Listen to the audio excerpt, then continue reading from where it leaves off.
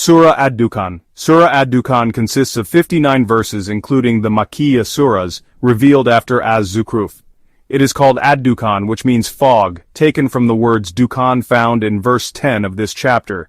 According to Bukhari's history, it can be briefly explained as follows. The disbelievers in Mecca, in obstructing the Islamic religion and hurting and disobeying the Prophet Muhammad, peace and blessings of Allah be upon him, have crossed the line. Therefore the Prophet prayed to Allah to send down the punishment as was sent down to those who disobeyed the Prophet Yusuf, namely the season-long dry season. Allah answered the Prophet's prayer until the disbelievers ate bones and carrion because they were hungry. They always look up to the sky hoping for God's help, but they saw nothing but fog that covered their vision. Finally, they came to the Prophet so that the Prophet asked Allah to send down rain. After Allah answered the Prophet's prayer and the rain was sent down, they returned to disbelief as before. Therefore Allah stated that later they would be punished with a painful punishment. The main contents of Surah Ad-Dukhan. The revelation of the Quran on a blessed night. It is mentioned in Surah Ad-Dukhan verses 1 to 9.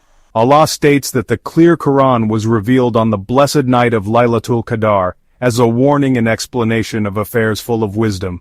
Allah sent messengers as His mercy because He is all-hearing and all-knowing, as the Lord of the heavens and the earth and their contents. Allah confirms that there is no God but Him who gives life and death. He is the God who should be believed in. However, many people still doubt and play around in doubt. Allah's punishment for the polytheists of Mecca is in the form of starvation. It is mentioned in Surah Ad-Dukhan verses 10 to 14. These verses describe the day when the sky will bring a clear smoke, which will cover the disobedient people as a very painful punishment. Despite their difficulties, they pray to God to remove the punishment, claiming to be believers. However, they could not accept the warning after the punishment came down, even though a messenger, Prophet Muhammad, had come to explain it to them. Instead, they turned away from him, accusing Prophet Muhammad of being taught by others and even considered him crazy. Allah's punishment for the polytheists because they remained ungrateful. It is mentioned in Surah Ad-Dukhan verses 15 to 16. Allah states that if He only removes the punishment for a short time, surely people will return to ungratefulness. Allah reminds them of the day when He will strike them with a great blow as a definite rewarder. The story of the Prophet Moses and Pharaoh as a lesson for the disbelievers. It is mentioned in Surah Ad-Dukhan verses 17 to 36. Allah tested the pharaohs before them and sent a noble apostle Musa to them, requesting that Allah's servants, the descendants of Israel, be returned to Him as trustworthy messengers with concrete evidence, and take refuge in God from the threat of being stoned. Moses prayed to God, calling them disobedient people, then was directed to walk with God's servants at night, asking for the sea to split to drown Pharaoh's army. Pharaoh and his followers left the gardens, springs, gardens, and beautiful places they enjoyed, but Allah punished them, and bequeathed them all to other people. The descendants of Israel were saved from the torment of the arrogant Pharaoh, and Allah chose them above all the worlds by giving them signs of His greatness as a real trial. Although Pharaoh and his followers denied resurrection after death, Allah confirmed that death and resurrection are certain. Lessons from the Tuba people, mentioned in Surah Ad-Dukhan verses 37 to 42.